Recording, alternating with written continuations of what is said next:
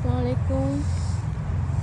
আপনাদেরকে আমি কিছুদিন আগে দেখিয়েছিলাম আমার ঝিঙ্গা গাছ। দেখুন ঝিঙ্গা গাছ কত মাথা পর্যন্ত উঠে গেছে। এখন দেখেন তো, দেখতে পান না কি ঝিঙ্গা?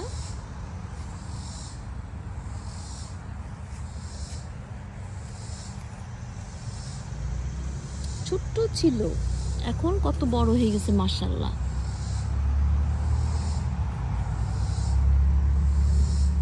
তো খুবই ভালো লাগছে। আর ফুলগুলো সব চলে গেছে, বিকাল বেলায় ফুল ফোটে হলুদ রঙের। খুঁজে দেখি আর কোনো আছে কিনা। না, এই দুটাই হলো।